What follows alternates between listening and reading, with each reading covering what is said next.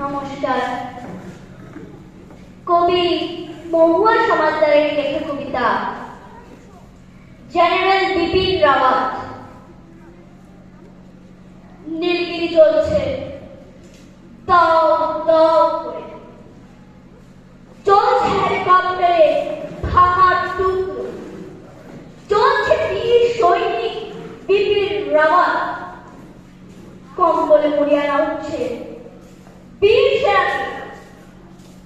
তামিলনাড়ুর নীলগিরি জঙ্গল সারা দেশে মন তোল পার করে দিচ্ছিল একটাই প্রশ্নে। প্রশ্নটা হলো, বেঁচে আছেন তো দেশের প্রথম চিফ অফ ডিফেন্স স্টাফ? বেঁচে আছেন তো সার্জিক্যাল স্ট্রাইক করে পাকিস্তানকে চাপে রাখা বীর পুরুষ? বেঁচে আছেন তো অকুত ধর্মের তার সৈনিক বিপিন রাওয়াত? না, বাঁচেন।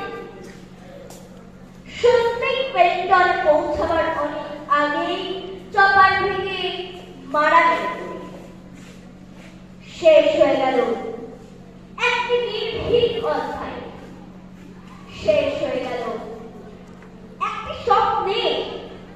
কিন্তু সত্যি কি শেষ হয়ে গেল সবকিছু, নাকি এর মধ্য দিয়ে শুরু হলো আরেকটি নতুন অধ্যায়? আমাদের দেশের নাম ভারতবর্ষ। ভারত মাতার কোল কখনো খালি হয়েছে, হতে পারে কখনো?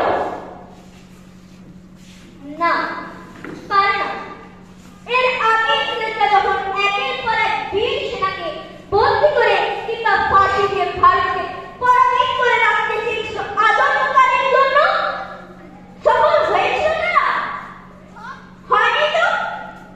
পারেনি তো তারা চেষ্টা করেও ভারতের স্বাধীনতাকে আটকে রাখতে।